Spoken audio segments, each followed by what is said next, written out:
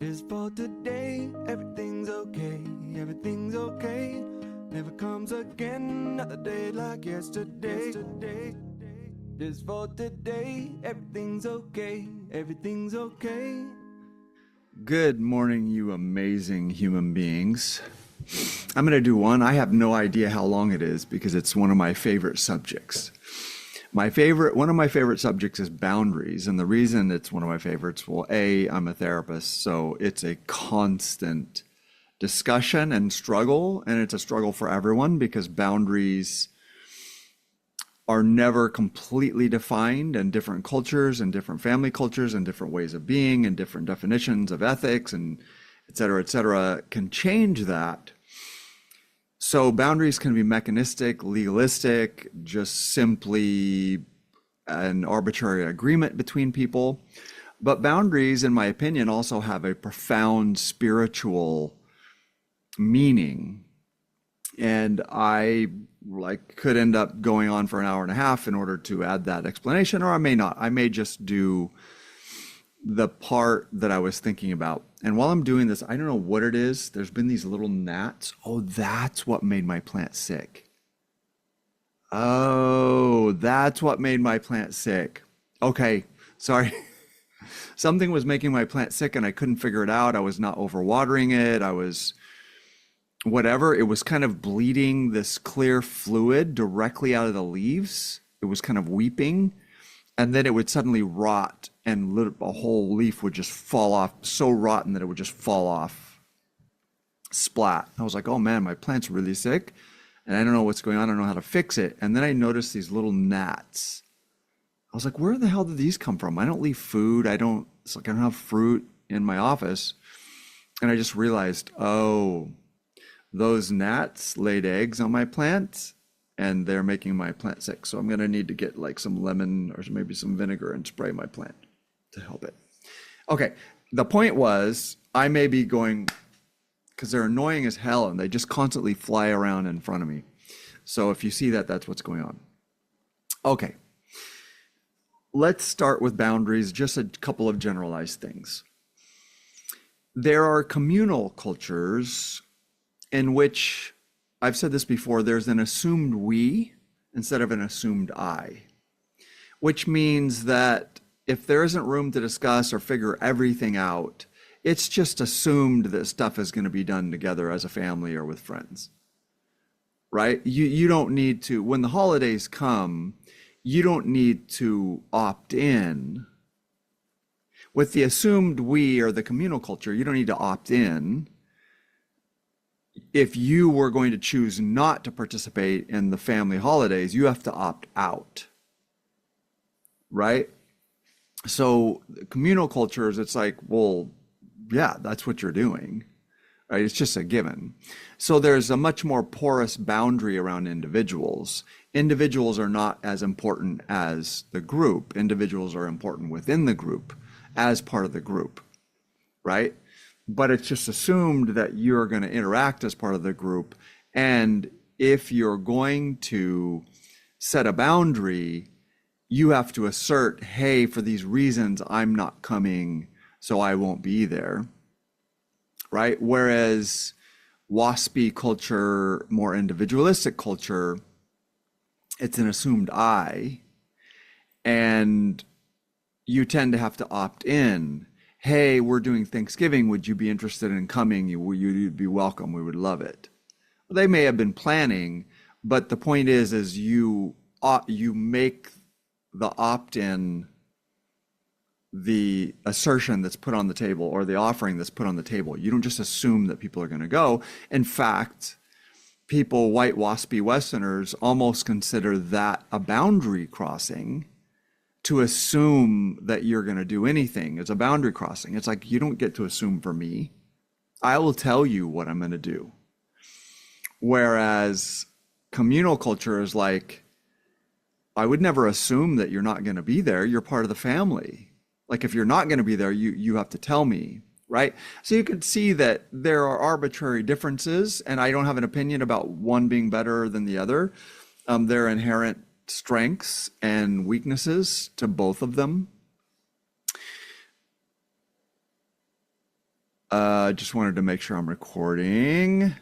Pause, stop recording. Yes.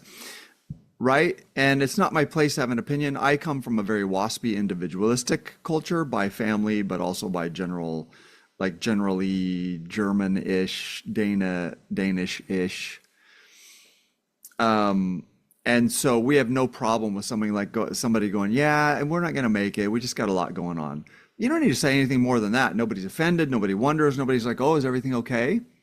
If it's a communal culture and someone says, yeah, we're not going to make it. There's a lot going on. We're not going to be there.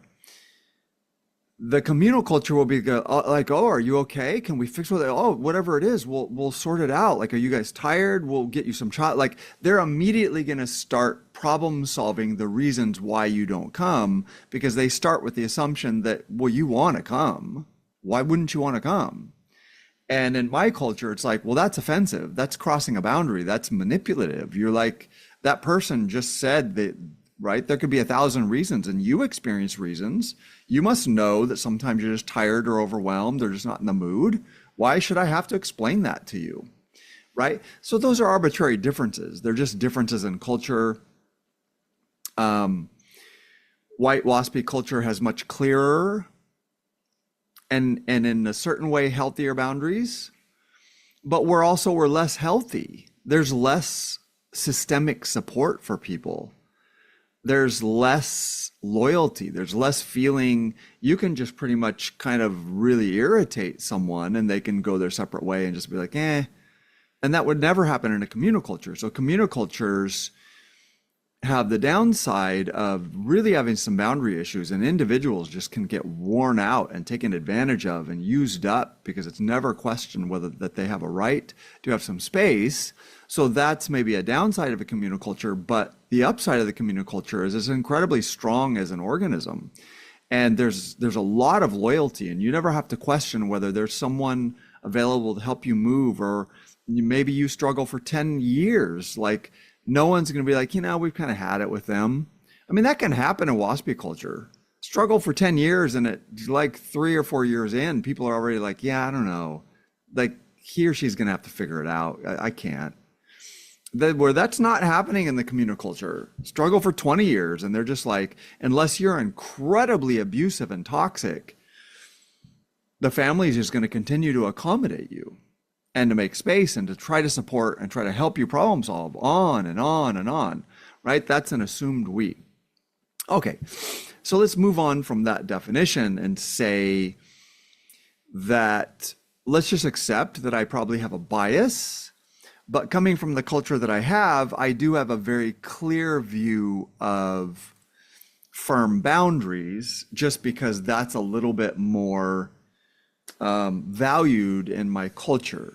That doesn't make it better, and it has ways in which it's very hurtful to people. So it has good parts and bad parts. So I'm not aggrandizing it because it's my bias.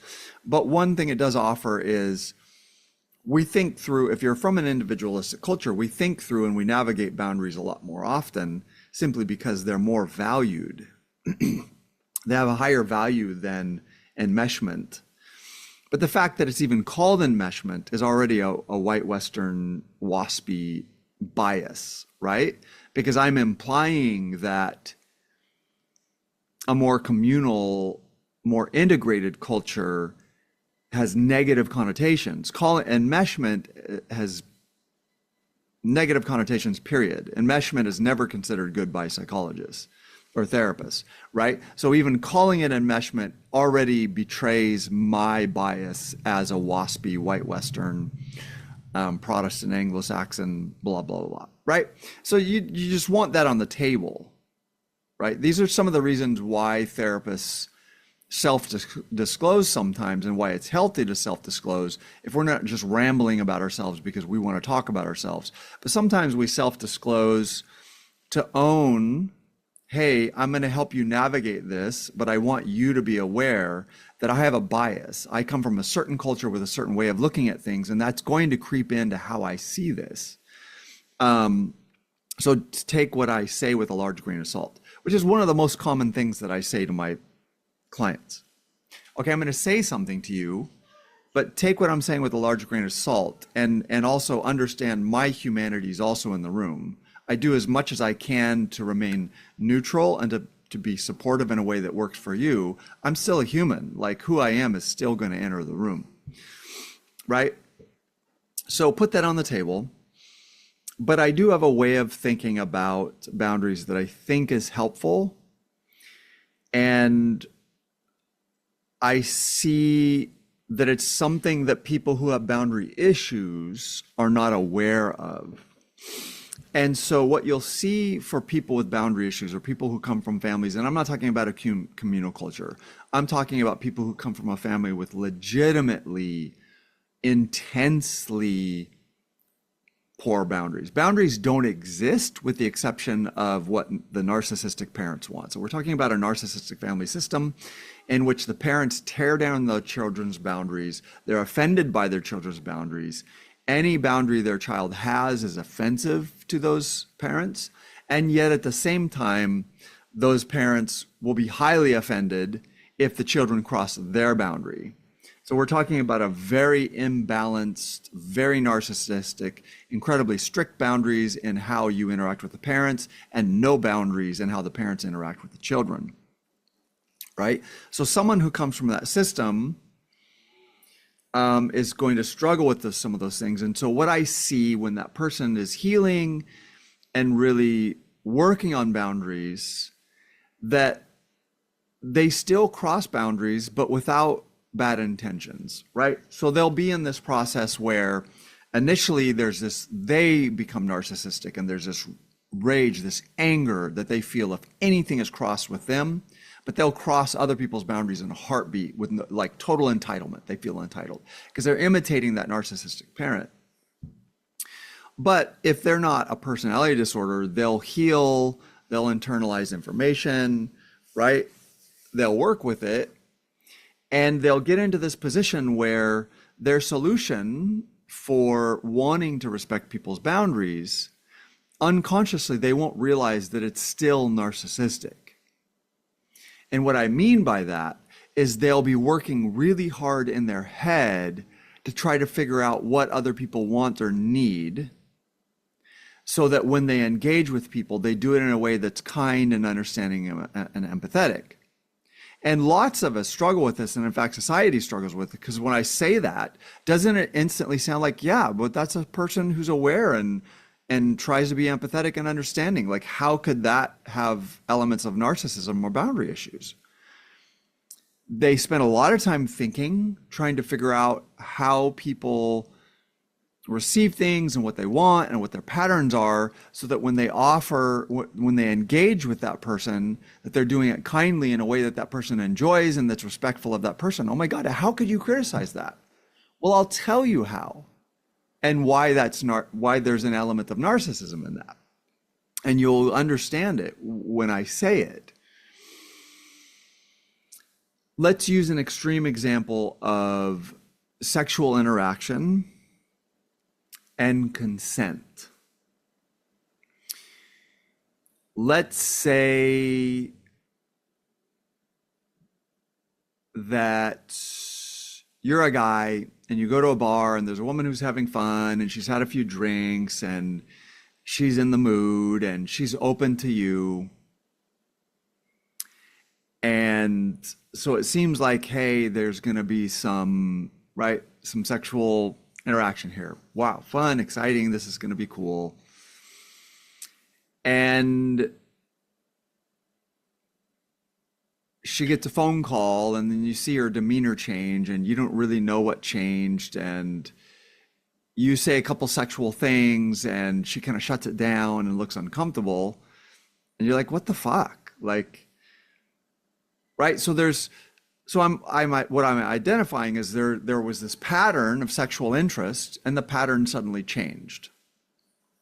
I hope you know, as a modern human, all women, but especially men, you understand that the fact that there was a pattern and that she was open to you means jack fuck nothing. If she decides the next minute she's not interested, you don't get to throw a temper tantrum and be like, oh my God, like, blah, blah, blah. And we were sitting here talking, and now I'm all excited to tease. Fucking, like, dude, shut up. Boundaries are based on, when you interact with people, boundaries are based on both people wanting the interaction. If one of the people literally a second later doesn't want the interaction and makes that clear, it's done. You are now violating someone's boundary. You're now a masher. You're now a molester, or possibly, in worst case scenario, you're a rapist. If you try to force her to do something that she in the moment decided not. Now, there's other complexities, right? You can go, well, maybe she is a tease. Maybe she's some person who plays games with men. She's got issues. She's got daddy issues. She's just kind of an asshole. She likes to control. It makes her feel powerful. She'll lead men on, and then she'll, drop them in a cold pool of water, metaphorically speaking. Okay, that can be true about her, but all you're getting is information that she's an asshole. So don't interact with her. Go, okay, got it. She's a fucking asshole. Done. I'm walking away from this and going, well, shit, that was a kind of a shitty night. If I have time, move on and find someone who isn't an asshole. But what you don't do is throw a temper tantrum, become violent, verbally abusive because you got your feelings hurt. Or because you can tell that you kind of got taken. Right? Let's say she is an asshole who plays games with men. Doesn't matter. Or she's a good person who got a phone call with some really bad news and suddenly she's not in the mood anymore. Or she got a phone call, she has a boyfriend and she was thinking about cheating and then suddenly she started feeling guilty and now she's not, like, what? It doesn't matter. And this is the problem with people with boundary issues. People with boundary issues feel so entitled to that interaction with you and crossing into your territory, your emotional, your verbal, your psychological, or your physical space. Once they want it, they're like, well, it's your job, that they will suddenly decide that you owe them an explanation. It's like, no, you fucking don't. That person doesn't owe you an explanation. And again, you can decide they're an asshole.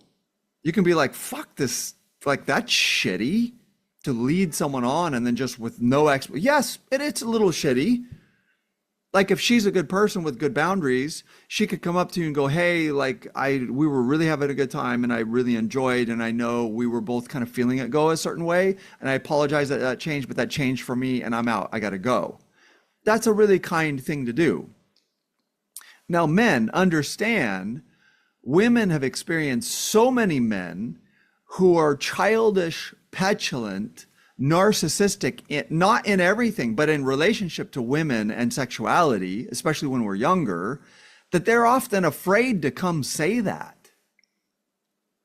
They're afraid to come say that because when they've set an assertive boundary and tried to be kind and explain, hey, they've had men become violent, childish, verbally abusive, incredibly pushy, like completely betray that man is not an autonomous adult who understands, hey, whether it's fair or unfair, or whether she led me on and because she's an asshole, but it doesn't matter. She owns her body, she owns her psychology, she owns her space, and she owns her right to decide on an interaction or not. And the moment she decides not, you're fucking done. That's done. Hate her guts if you want, right? Okay. So that's the male female. But for men who have experienced women who played games or shitty or use sexuality to be manipulative, yeah, that happens. Fuck yeah, it happens. In fact, it happens a lot more than women think it happens, right? The same way men are like, God, most of us are not narcissistic and abusive. No, it's true. Most of us are not. But women have experienced so many of that minority of men, or have experienced it often enough, and it's violent enough and abusive enough that it begins to take up a lot of their mental space. So as men, we got to go, hey, okay, that's not me. And that's not the men I know, but there are enough men that are like that women, in order to protect themselves, have to be very cautious. And so then they end up putting up a boundary that to men feels insulting and dismissive and feels like good men who are not that way are constantly being accused of being that way. Okay, that's not fair or not, that's not right, but you understand where they're coming from, right? But it's the same for men. Lots of women are healthy. They don't use sex to manipulate or punish. They don't play games. They don't play head games with men. They don't try to leverage the fact that men are biologically, physically, there's an urgency, especially when we're young, and a desire to interact with women sexually. You know, if we're hetero, like whatever, right? But also there are enough women who are toxically manipulative and abusive and use sex to control and manipulate and even use it to punish or to hurt men, or who even accuse men unfairly when they led them on, and then have this angry unconscious desire to punish men for what their dad did or like whatever. There are enough of those women that women should also understand that men have this experience in which women can be really dangerous, and women accusing men of sexual transgression or accusing men of narcissism, blah, blah, blah, or like using law enforcement to actually fuck men up or fuck up their lives or to take their children from them.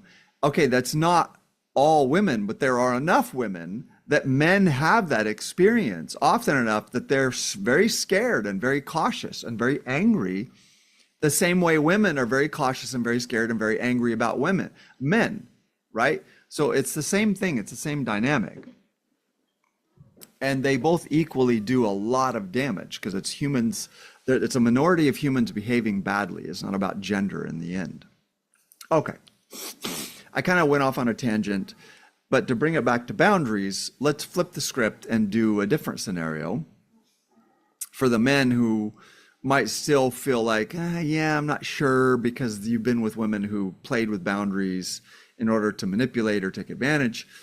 Okay, flip the script. If it sounds woo-woo or like some therapist with ultra rigid rules around boundaries, take it out of the realm of sexuality and say that you go into a car dealership and you're going to buy a vehicle and you're pretty excited about it and you're really feeling it for about 15 or 20 minutes. And then, you know, the salesperson is working with you and, you know, whatever, they've spent their time and energy working with you. And then they lay the contract out and you look and you see something in the contract. You're like, man, I am not down for this. This does not work for me. I'm not doing it. And suddenly it changes. You were consenting to a process that probably ends up in that person selling you a vehicle and you getting a vehicle you want and them getting money and a commission that they want. There is a consent to the interaction. But in the moment, you can read something and go, yeah, no, I don't want this. You don't sit there and feel guilty that you suddenly ended and removed consent. And if that salesperson is narcissistic enough and full of shit enough and has poor enough boundaries that they're like, oh, well, sir, I've just spent 20 minutes with you, 30 minutes with you, you know, working on this and, you know, bringing you cups of coffee because you wanted it and blah, blah, and kindly chatting and blah, blah. You're a tease. You're a financial tease. Like, what right do you, blah, blah, blah. And let's say the salesperson gets really pissed off and like takes a swing at you or like grabs your hand and tries to force you to sign the paper. You'd be like, fuck you, dude. And you fucking break his jaw. Who the fuck do you think you are? I came and I talked about buying a vehicle and I decided not to buy a vehicle. If that's a problem for you, you can go fuck yourself. That's how you would feel, right? That's how you would feel. So, okay, so we suddenly don't feel confused about boundaries anymore when we're in the place that someone is interacting with us and they're doing nice things and they're saying nice things because they're hoping that there's this payoff at the end and they want you to get what you want, but they also want the payoff from what they get out of it. And then when you're suddenly like, yeah, I decided I don't want it, I'm out, you're not confused and like, well, I should probably buy the car anyway. They gave me some coffees and right? You know that that's fucking stupid and full of shit. You wouldn't do that. So why would we as men expect a woman to do that? Because she was in for it. She was considering the possibility that she wanted sexual interaction with you and you wanted sexual interaction with her, but something changed, blah, blah, blah. The same thing. If that salesperson came to you and was like, well, excuse me, I need an explanation. How is it that we were fine for 20 minutes? Like, what happened? Why? Well, yeah, and became manipulative with you. You'd be like, fuck you, dude. I don't have to explain to you. I decided I don't want it. I stopped feeling it, or I kind of decided that maybe it's not the right move, or I decided it's too much. Like, what the fuck? Who cares? It's not my job to explain to you why I don't want to purchase a vehicle anymore. Go fuck yourself. Yeah, I understand it's disappointing, but welcome to the world. We don't get what we want all the time, even when we sort of invested time and energy into it with someone who seemed like that they wanted it too. But the moment you don't want it anymore, done. It's fucking done. Okay. I'm glad we went into that road, but that wasn't really the purpose, the initial purpose of the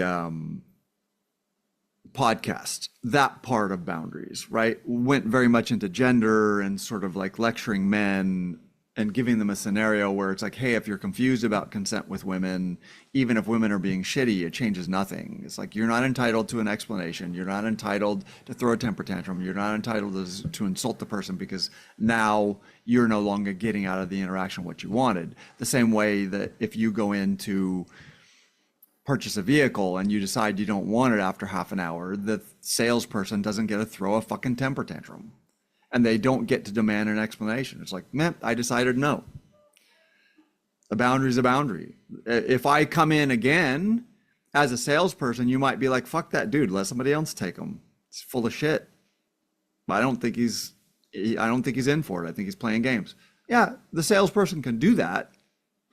But you have a right to your boundaries. You have a right to withdraw consent at any fucking time you feel like it. And if you're a person who uses withdrawing consent to play games, then people have a right to go, I'm not interacting with that person. Fool me once, that's it, done. I'm not interacting with that person because they use boundaries to play games and I'm not interested. I actually have real intentions to come to something that's pleasurable for both of us or fun for both of us or agreeable for both of us or serves a purpose for both of us. That's my real intention. And if you're playing games with boundaries, you have an absolute right to withdraw your consent. But if you withdraw consent because you're playing games with me, go fuck yourself. I'm done with you. And that's my boundary, right? You get to have that. Okay, let's come back to the people who are raised in an environment with very narcissistic parents where narcissistic parents feel totally entitled to remove their children's boundaries at a moment's notice at any moment, but they're extremely rigid and enraged if those children cross their boundaries. That child grows up to be an adult. They start healing and they're like, okay, I have boundary issues. And they'll get into their head and they'll try to be really nice when they engage. And they'll try to observe your pattern of like, well, this is how this person has been and this is what they've wanted. And I told you I was going to explain how that was still narcissistic, even though it sounds wacky. Here's someone who's trying to understand other people and watching their patterns and being understanding and being empathetic and initiating an interaction that they think will be because they're thinking about what that person might want. How is that narcissistic? Because here's the simple rule of boundaries that no one talks about. It's not about a true boundary. Boundaries don't start with understanding other people and empathizing with other people. That's an erroneous message that society sends, but also therapists send. It's like, oh, we need to work on more empathy and we need to understand, and blah, blah, blah, and respect boundaries. Like, no. That's not where boundaries start. Boundaries don't start with empathy and understanding. So when you approach someone for an interaction, trying to be empathetic and understanding, that doesn't mean you understand what boundaries are. So now I'm going to say it. I'm going to say it 3 fucking times. A boundary, if I'm choosing to interact with someone that requires their consent and participation for the interaction, the boundary is whatever the fuck they want in that moment, period. So the woman who gets a phone call and suddenly doesn't want and is no longer flirting and is no longer interested in finishing the night with a sexual interaction, the boundary to honor is the moment she decides, I'm out, that's the boundary. You don't need an explanation. You don't get to be butthurt. You can make up things in your head and you can try to understand it. And maybe she's a shit person who uses boundaries and uses offering consent and withdrawing consent. Well, you can do all that shit, but you don't really know why she did it. And so the only thing for you to do is to respect the boundary and back out. That's all. Respect the boundary and back out. That's all. That's where it starts. Respect the boundary and back out. You don't need to understand. You don't need to empathize. You do not have entitlement to an explanation. The person withdrew consent. Back the fuck out. You can have any opinion you want to have. You can believe that they're a shitty person. You can believe that they play games. You can believe that they weaponize giving consent and removing consent. You can believe any fucking thing you want, but you also don't know that that's true. That might just be you being butthurt and punishing the person in your head because it hurt your feelings that consent got withdrawn. It doesn't matter how you feel about it. It doesn't even matter how the other person feels about it. What matters is they asserted a boundary and withdrew consent. That's all that matters. It's simple. Empathy and understanding comes secondary.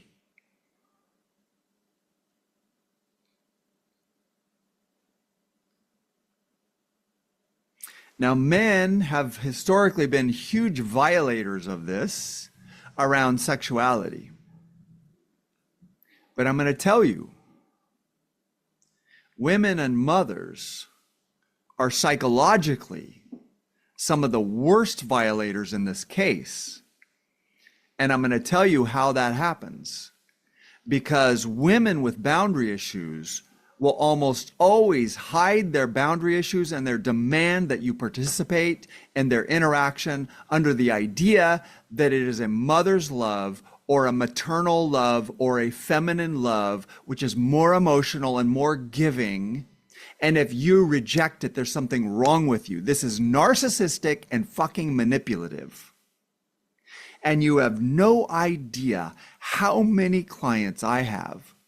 The preponderance of clients that I have are from this kind of mother who has severe emotional damage, severe identity issues, severe shame issues, who hides all the work they need to do, and they use their children and they use their spouse and they use everyone around them as a teddy bear to soothe themselves.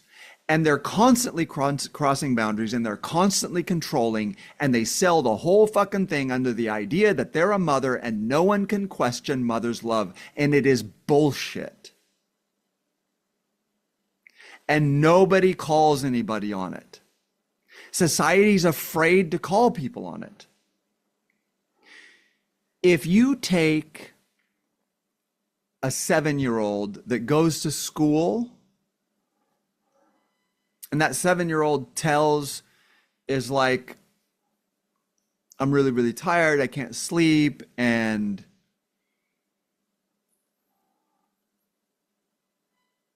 the school is like, what's going on? What happened? I'm just making it up. So I'm thinking, right? What's going on? What happened?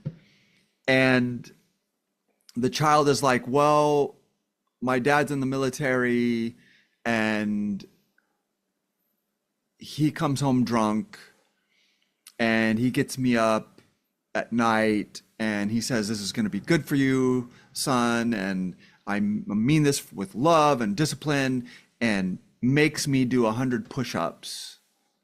And then I feel scared and uncomfortable and I'm really tired. And then I go back to bed and I can't sleep, so I didn't sleep. Everybody in that fucking situation is like, that man is an abusive asshole. They don't say it to the child.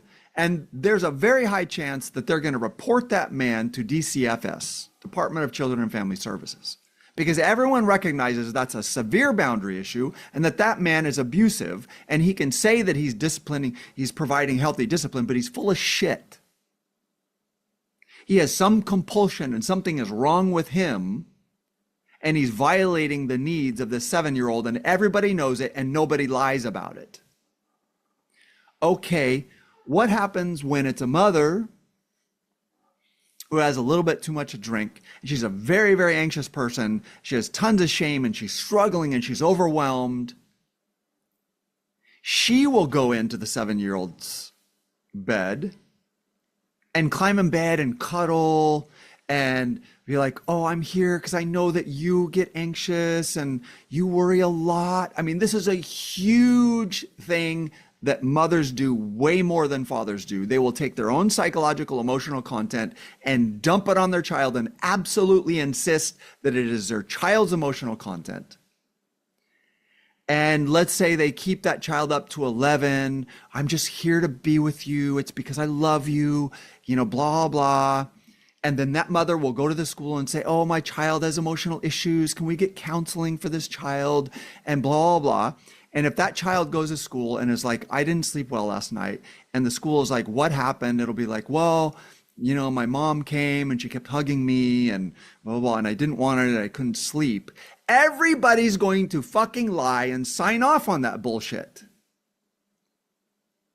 And they're going to go, well, she really means it with love. You know what? Moms are so dedicated and loyal and loving and, blah, blah, blah. Sometimes we just, it goes a little off the course, but you have to understand your mom loves it. Hey, motherfuckers, shut the fuck up. This is just as abusive and intrusive as that father who comes home drunk with whatever crazy shit he has in his head and makes his 7-year-old do 100 push-ups. It is actually more devastating and toxic because the kid is being gaslit and sold on the idea that this is being done out of a mother's love, and that kid goes out into society and the rest of society gaslights that child and tries to sell them on the idea that their mom just loves them, and it's fucking bullshit, and nobody will say it, but I'm saying it. It's bullshit. It is just as aggressive and just as intrusive and just as abusive as that father making his 7-year-old do 100 push-ups at 10 o'clock at night.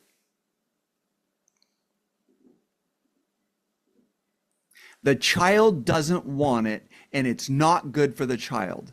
And I will say again, you have no idea how many clients I have who struggle desperately for years and years and years with severe trauma, and even acknowledging that they were traumatized, and even acknowledging that what happened to them was seriously wrong and abusive and toxic and narcissistic, because it's all done under this guise of, oh, but it's met with love. No, it's fucking not. No, it's not. It's control, and it's aggressive, and it's abusive. It is completely dismissive and entirely unconcerned with the well-being and the psychological autonomy and the physical autonomy of that child, but everybody signs off on it because it's the mother.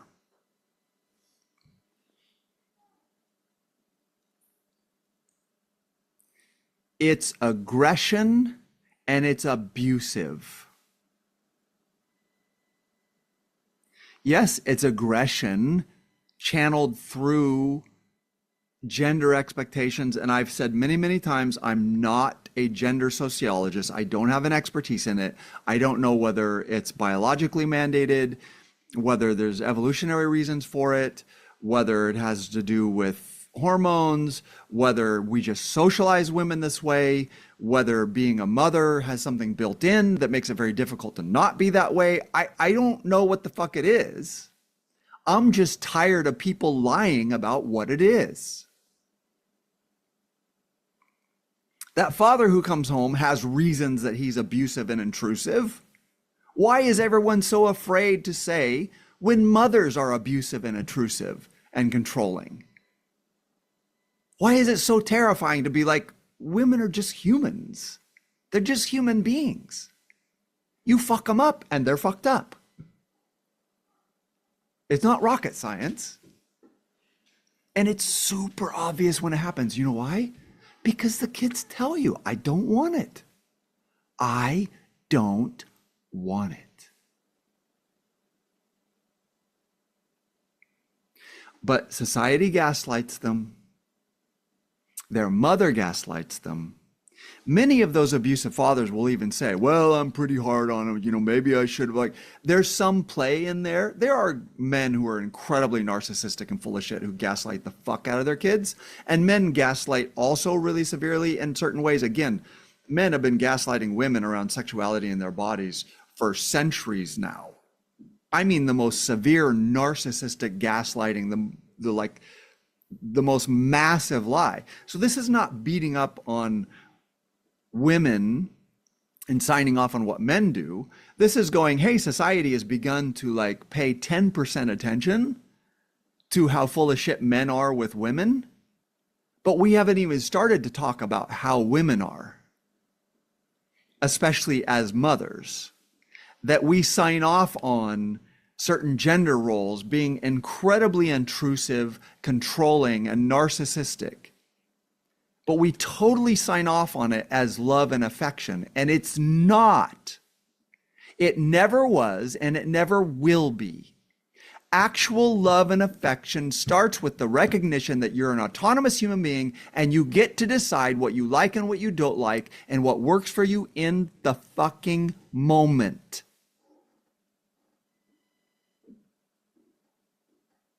So back to the main point. Boundaries do not start with you understanding someone's pattern and what you think in your head. What you think in your head is what they may like. It's fine to start there. That's nice. If I have a friend or a buddy who doesn't like really vulnerable emotional statements and they like to talk about sports, it's reasonable that when I engage them to take their pattern as an indication of how to move forward and go, I'm not going to be like, hey, dude, I got to tell you, I love you so much. And you've been such a support to me, and get choked up and teary eyed and hug them and hold. I'm not going to fucking do that because they've already established a pattern with me where I see. So it's healthy to understand and to have empathy and to take that as a general soft direction to go with future interactions. But boundaries don't start with that because that happens in my head. And what someone's boundary is does not start with past experiences, historical precedent, or patterns, and it doesn't start with something in my head. The boundary starts with what they want in the moment, what they choose or what they don't choose. And if somebody is fucking chaotic and wacky and out of their mind, and you can never predict what they want and what they don't want, and you try to engage and you try to be understanding, and they're throwing temper tantrums every time you engage, it doesn't change that they have a right to their boundary. But you also have a right to your boundary, and you can look at that person and go, they're out of their fucking mind. And I choose not to interact with somebody who's so totally unpredictable and totally unclear and passive aggressive, and they retaliate every time I engage with them. So it's clear that they're not capable of a healthy relationship. So I'm going to set my boundary and I'm going to move the fuck on. Someone's entitlement, their absolute entitlement to autonomy and a right to choose in the moment, does not mean that I don't have a right to go, the way they choose is chaotic and unpredictable and almost impossible to navigate. I choose not to have a relationship. You have that right. You're an autonomous being. You're not forced to interact with this person. I mean, there are complex situations, right? Where it's your job. And so we're not going to go into the complexity of that. It gets way more complex where it's like, well, but my salary depends on this. And I have kids. And so I have to interact with my boss who has boundary issues. And, okay, yeah. But we're not going to that. We're starting with just the fundamental idealized architecture of boundaries.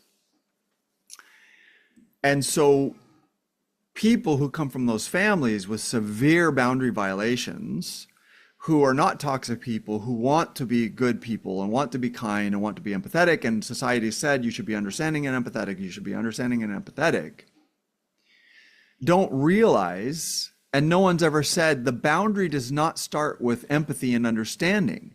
The boundary starts with whatever the fuck that other person wants in the moment. When I say wants, I don't mean they can come and say, I want to stick an olive up your nose. I mean, if I'm initiating an interaction with them that requires them to participate in the interaction and they're going to experience my behavior being put on them and with them so that they interact with it, they get to choose yes or no. Or they get to negotiate and say, oh, I really like that we're interacting, but I prefer it this way and not that way, right? Just like a woman can say, I find you really interesting. It's super fun to talk to you.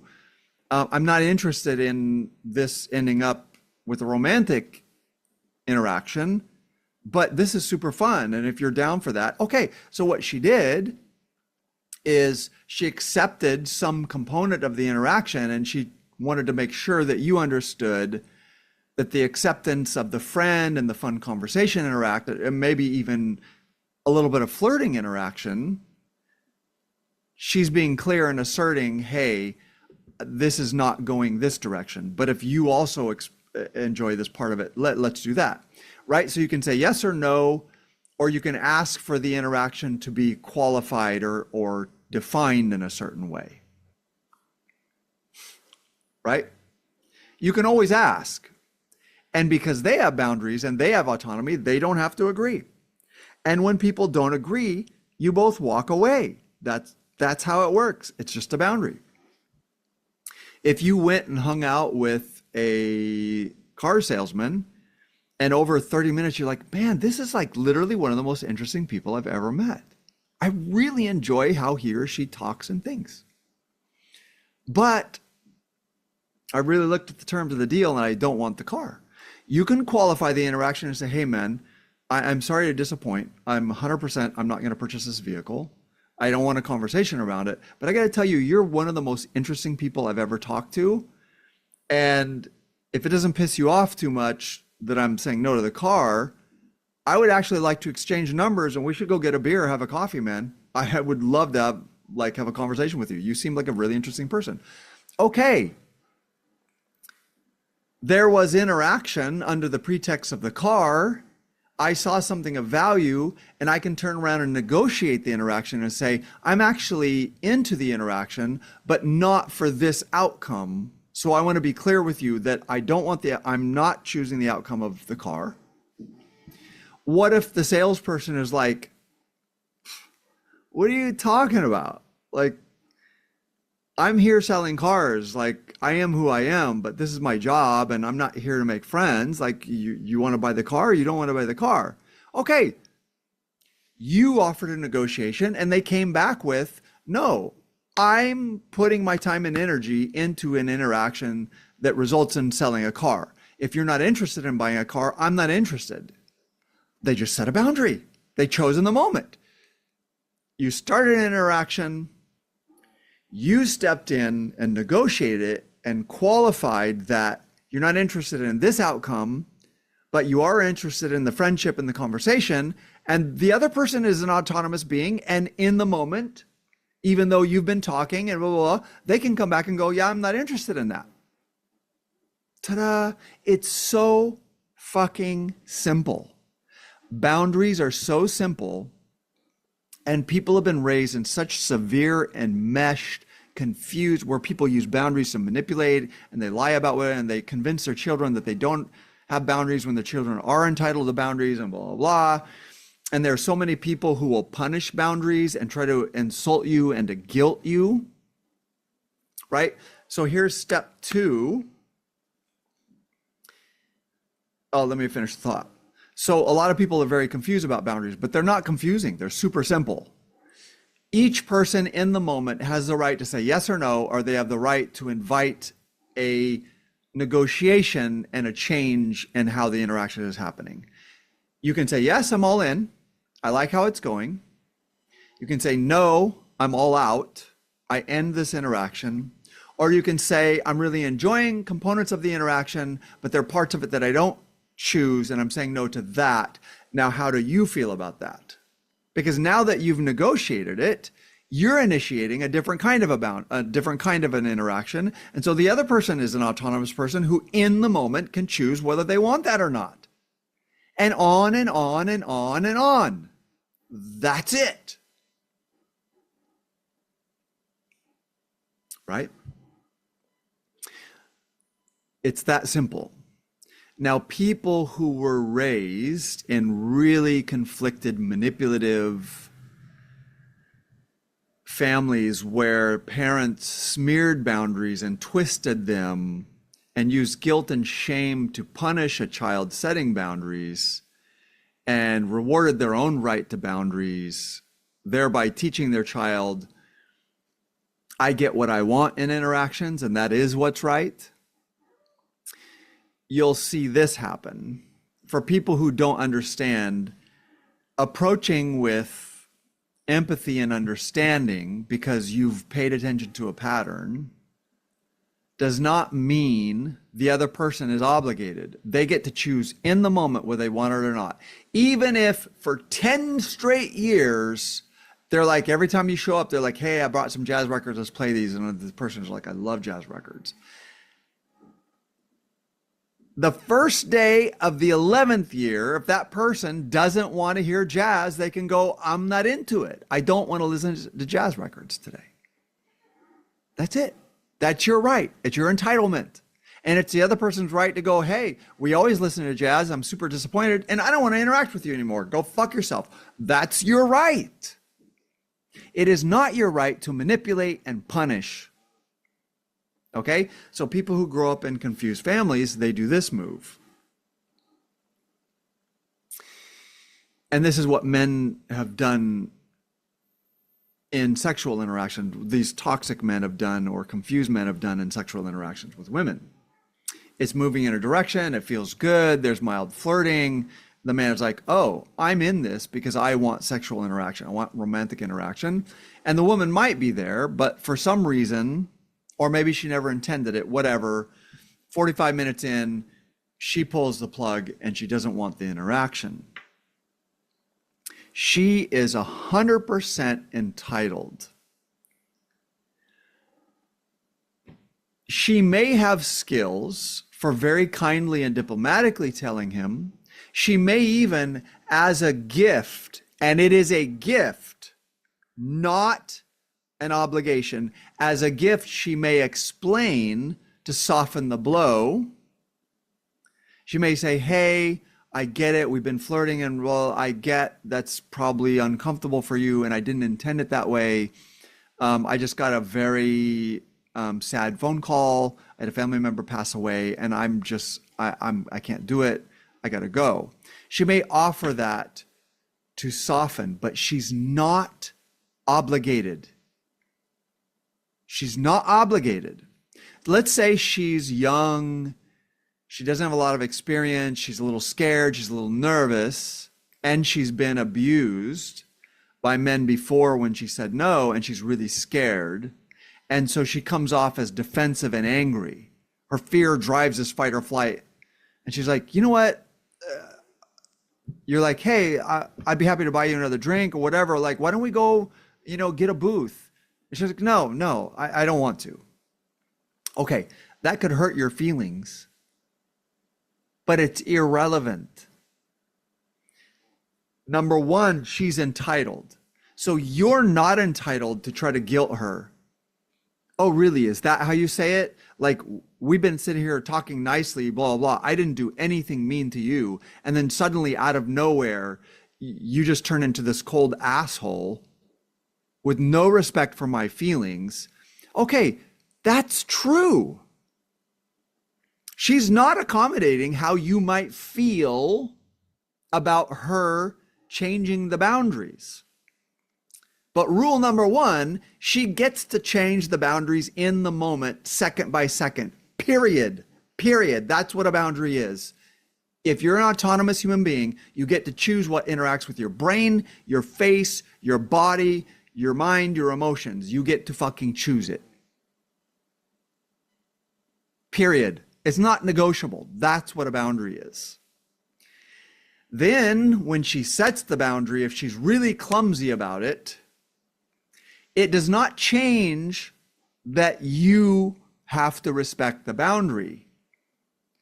You also can have a boundary and go, she's really clumsy, defensive, and offensive. She was not respectful of me as a human being. She was not respectful of the fact that I've been kind. I haven't pushed anything. I've been very aware of and understanding of her boundaries, and I never made any move towards her that wasn't invited. And now suddenly it's very abrupt and, quite frankly, a little cold and clumsy and offensive. That can all be true, but it's still a boundary. And you're an asshole if you don't be an adult and just accept that. Now your boundary is, people who are clumsy that way, who set boundaries with me when I have not been aggressive at all, and I'm opening myself up and I'm creating vulnerability and warmth and connection, and she just goes wham. Well, that's kind of a shitty thing to do. At the very least, it's very, very clumsy and slightly narcissistic. Now, if she's very young and she hasn't had time to learn, you need to make space for that. But bottom line, it's unpleasant, and it shows a lack on her part of making space for your humanity. Your boundary is not, now I get to give her shit and make her feel guilty for setting the boundary. You honor the fucking boundary, whether it was set appropriately, with skill, not with skill, with unfair guilt, with whatever the fuck. If all of a sudden she's like, I don't understand how we got into this conversation, blah, blah, blah. I'll share with you a personal experience that was very frightening for me when I was younger. I was dating someone. We had not been sexual at all, just sort of holding hands. And clearly we were spending a lot of time together. She would visit me, and I would walk her to the door and then kiss her and invite her to, go to the room to sort of make out a little bit. And because I had issues, I wasn't into closing the deal. I wasn't into romantics, blah, blah, blah. And I think it hurt her feelings. And so at some point she was like, how is it that, like, when we walk to the door, somehow we end up in the bedroom? Okay, well, that's a fucking lie. I didn't coerce her. She wasn't afraid of me. I didn't stand between her and the door. I would kiss her. She would kiss me back. I would say, hey, do you want to go to the bedroom? We'd go to the bedroom and make out. And she never said no. She never showed discomfort, nothing. There was something very emotionally dysfunctional. There was some really weird shit going on with her. And what I think would happen is because she actually, I think, probably felt a little ashamed that I didn't close the deal and wondered what was going on. It hurt her feelings. And then she got kind of pissed. And rather than being able to own that and be like, hey, it's a little weird, like you're in, you're out, like what's going on with you? It feels very weird that we make out and you invite me, but then we don't. Instead of doing that, she retaliated by trying to act like somehow I'd controlled or manipulated her. Like literally nothing in that interaction had been controlling or manipulative. In fact, I was afraid of the interaction myself. It doesn't matter whether she understands what she's doing or whether she's being passive aggressive or whether she wanted the boundary or she doesn't want the boundary. The boundary is first. She communicated to me I'm uncomfortable with the fact that we end up making out in your bedroom. Done. Done. I'm out. Got it. You asserted a boundary. It was weird. It was confusing. Whatever. I don't know what it was. And it's not even fair for me to sort of like analyze and try to figure out what it was. I don't know. Like, maybe she had been manipulated by men. Maybe she actually was scared. Like, I don't know. Like, I don't know what it is. I'm not in her position and I'm not a woman. I don't have a deep understanding of how frightening it is to interact with men or how confusing or how conflicted. It's not my place to know. This is why boundaries are important, because they protect you. And if you're manipulative, or if you get butt hurt, if I had gotten butt hurt with her, it was like, oh my God, like, I don't get it. Like, what are you saying? Like, we walk to the door, I kiss you, you kiss me back. I say, hey, do you want to go to the bedroom and make out? You say yes. She would say yes. We would go there and make out, and then I would stop because I had severe issues. And then she would get mad at me and say, how did we end up here? It doesn't fucking matter. Respecting the boundary protects me. It protects both people. Now, I actually know some of the childhood and experiences, and there were some really, really severe boundary issues. So I have to assume that she was very confused. I was also confused. And she asserted a boundary, and I chose to go, I didn't understand the interaction, and it's probably healthier that we not continue.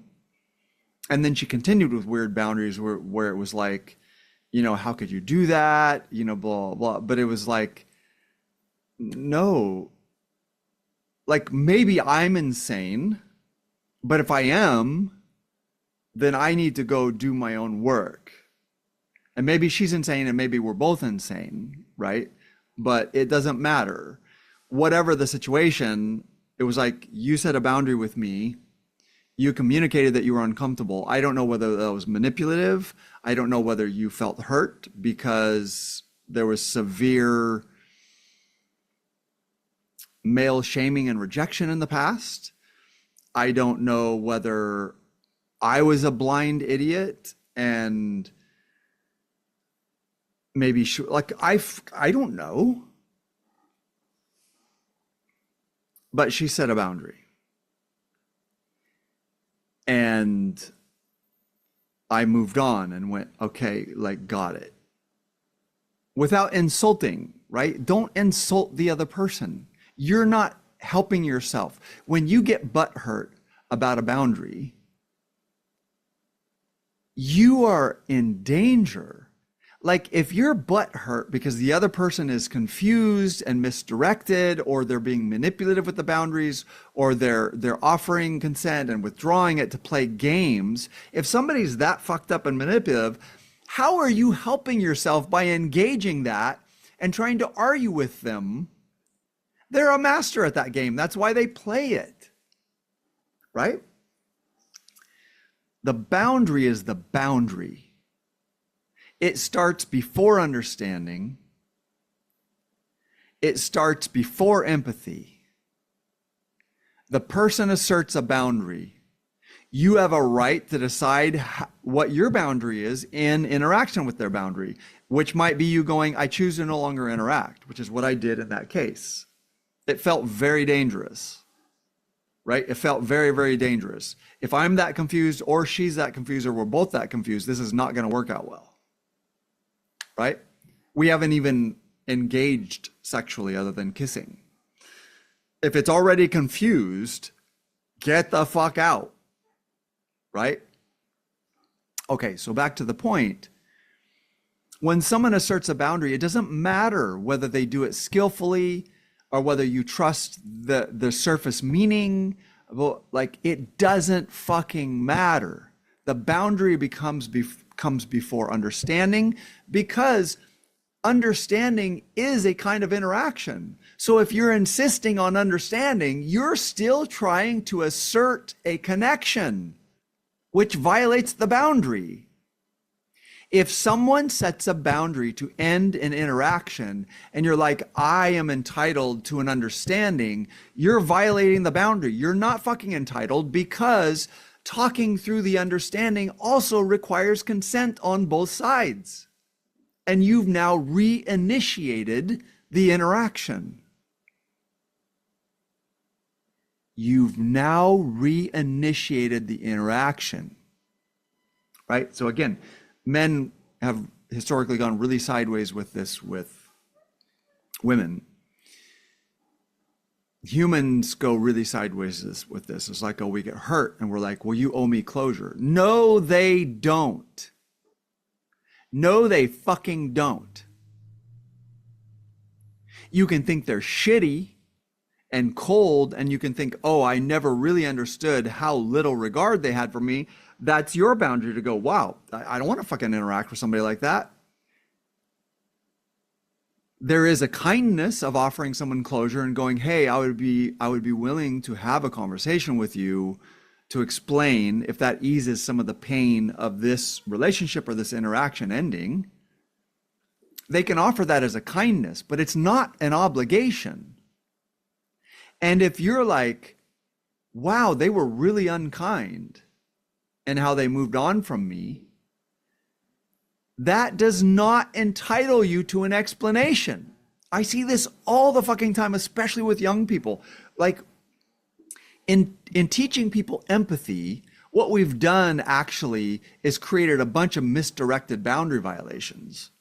So empathy and understanding, empathy and understanding, empathy and understanding, blah, blah, blah, blah. So now suddenly you have all these wounded, confused young people who break up, and someone ghosts them and they're like, they owe me an explanation. And how could they do that? Blah, blah, blah. And they're fucking texting them 7 days a week for a month.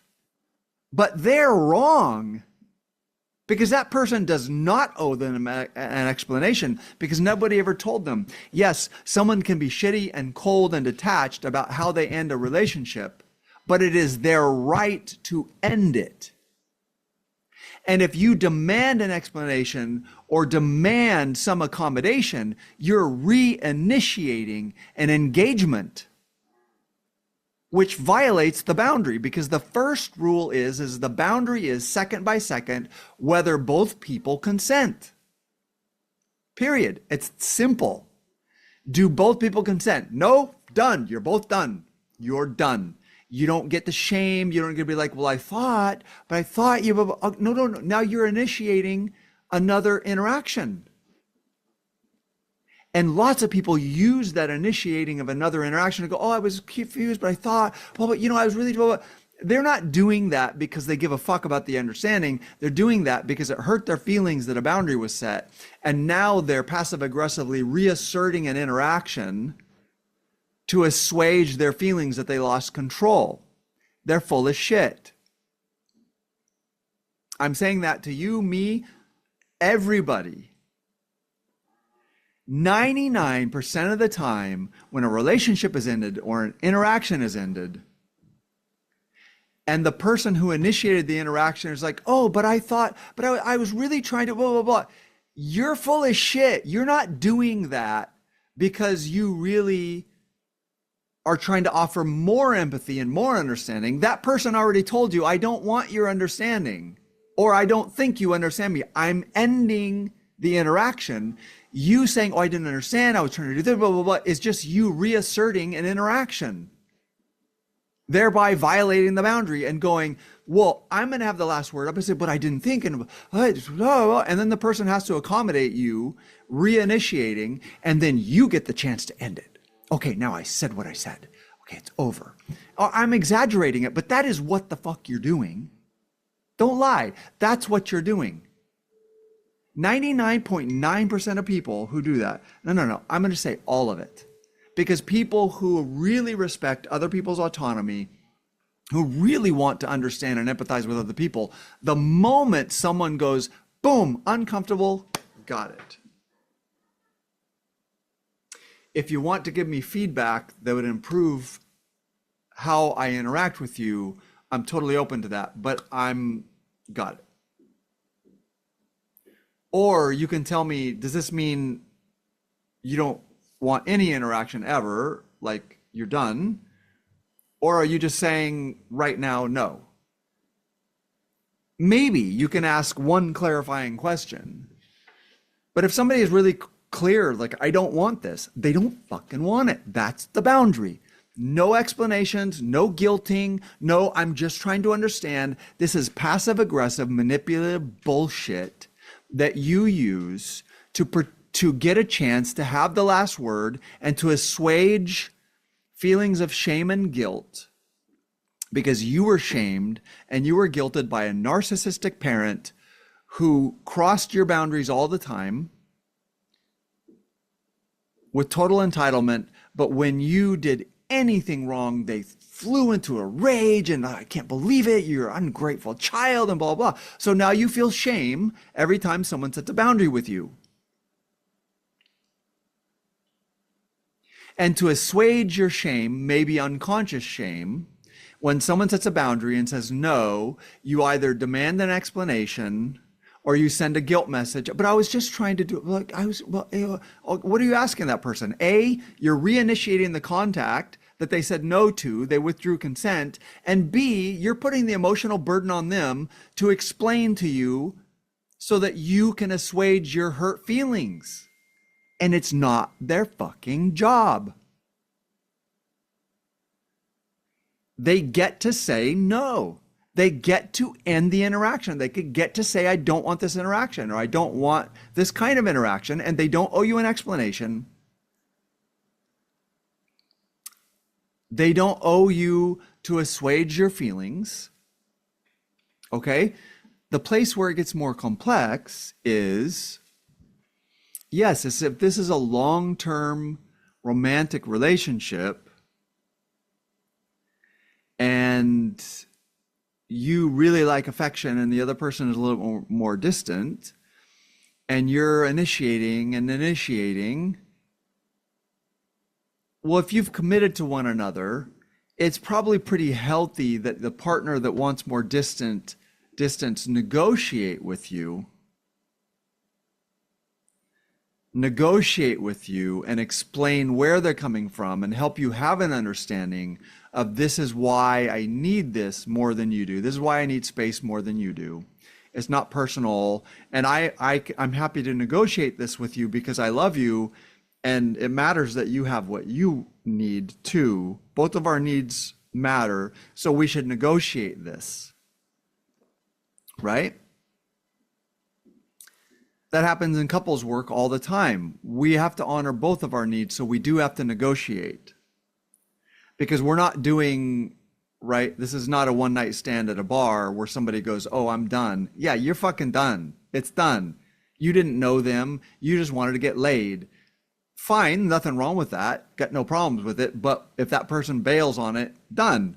Don't ask for an explanation. Don't guilt them. Don't verbally abuse them because you got butt hurt because it hurt your feelings, right? For us men who do that, man the fuck up. Okay, it hurt your feelings. Now you know that this person is not very kind and not very diplomatic or seriously lacks skills with setting boundaries. Okay, so the next time you run into them, be like, yeah, fuck them. Not interested. That's your boundary. Other people having boundaries does not remove your right to your boundaries. And your right to your boundary is to go, in my head, I can go, oh, look at this clumsy asshole.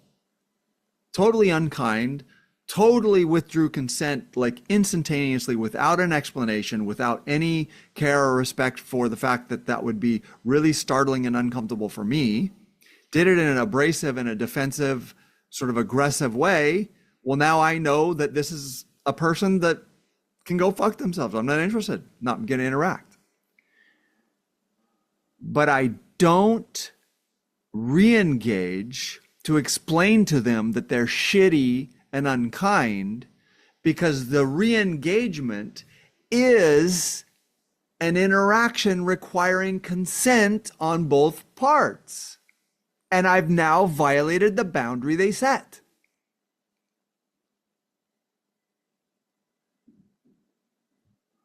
Boundaries are simple. They're fucking simple. It's two autonomous, free-willed, free-choosing beings who, millisecond by millisecond in the infinite now, get to choose. They have a right to choose whether they have a mutual interaction with anyone. The only time they don't get to choose is when they choose to have children. And you now are obligated for 20 to 25 years to make that child's well-being your uppermost purpose. It's the only case where you voluntarily give up your autonomy. I had 2 kids. I voluntarily gave up my autonomy for 20 to 25 years minimum. Period. Because they didn't ask to be born and they didn't ask to be here. And I volunteered them to be here. In a very complex world where they have no skills and no ability and they're very vulnerable, it is now my moral job to help them navigate and learn and grow up. That's the only case where your autonomy and boundaries change permanently, or at least for a period of 20 to 25 years. Whatever it takes for you to usher those humans into adulthood. Okay? So the rules of the boundary are, I got to bail on it because I got incoming. The rules of boundaries are, they do not require understanding and they do not require empathy. We've confused young people by constantly talking about empathy and understanding, and all that happens is some very damaged, very confused young people then use the idea of empathy and understanding to violate one another's boundaries ad nauseum. Why didn't you talk to me? Blah, blah. I deserve closure. I would never treat you this way. All that person is doing is they're hurt and they're trying to assuage their hurt and their fear over why did I get rejected and what's wrong with me? And they want the person who set the boundary to now have this emotional task of helping them feel better about the fact that the boundary got set. Boundaries are before empathy and understanding, and they are your right second by second. Period. End of fucking story. No one is obligated, with the exception of adults with children, teachers to children, parents to children, society, adult society at large to children. That's it.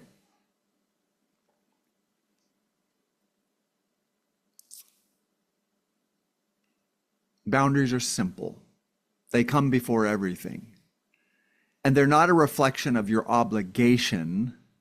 They're a reflection of what you are, a free-willed, autonomous, choosing being. And everyone else is a free-willed, autonomous, choosing being. They operate best as that. And if you're violating that and manipulating that and obscuring that from them, then you're making them less than they really are. And then they become confused and they become this and they become that and they become thieves and they become like whatever. You're not helping yourself. You're not helping society. You're not helping anybody. Validating and honoring that they are free-willed, autonomous, choosing human beings comes before everything else. It comes before empathy. It comes before understanding.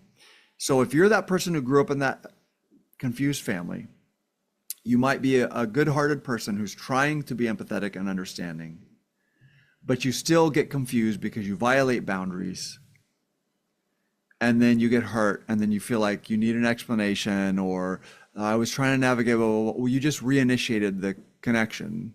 And if you have done that a lot over the terms of that relationship, then that person's probably irritable and has developed an allergy to you making excuses and explaining and demanding an explanation. Well, they're done with it. So they're like, nope, boundary, shut the fuck up, move on. And that's their right. And it's your right to go, oh, if this person consistently treats me this way and there's no room for play of understanding and empathy after the boundary, then maybe I set a boundary with them and I choose not them. That's your right. The boundary comes before empathy and understanding. If someone sets a boundary with you, you're free to have whatever opinion you want of them. You're free to move on from them permanently. You are not free to guilt them. You're not free to punish them for setting a boundary. You're not free to throw a temper tantrum because they may have clumsily or unfairly withdrawn consent in a rude or abrasive or an insulting way. Boundaries come before any of that.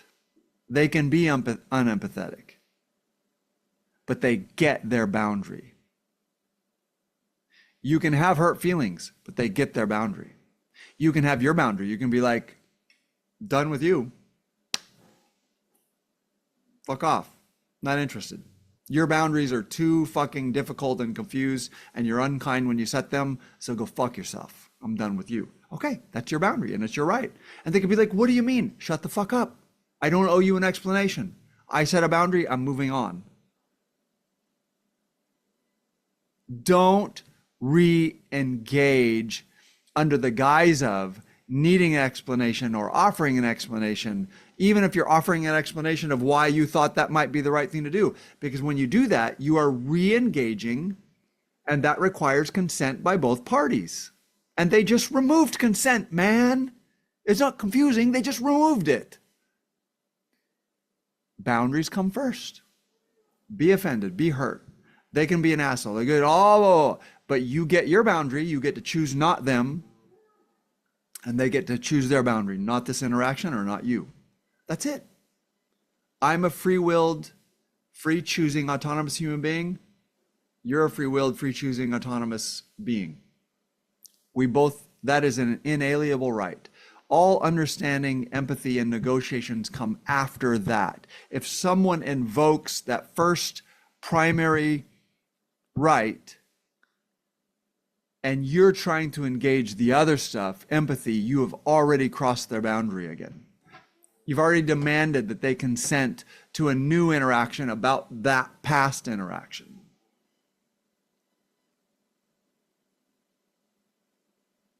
And mothers, be very careful. So many severely anxious mothers with lots of shame who just absolutely ravage their children's boundaries, but with the put on the jacket, why don't you do that? Well, you really like this. Well, you always like that. You always like that food. Oh, no. I'm just doing it because I'm a mother and I love you. Like, shut the fuck up. You're lying. That is aggressive, abusive, manipulative, controlling behavior. And society has signed off on you doing it, and you've lied about why you do it, but you do it because you're anxious and you struggle with shame, and you're just as abusive as a man who comes home and forces his 7-year-old child to do 100 push-ups at 10 o'clock at night.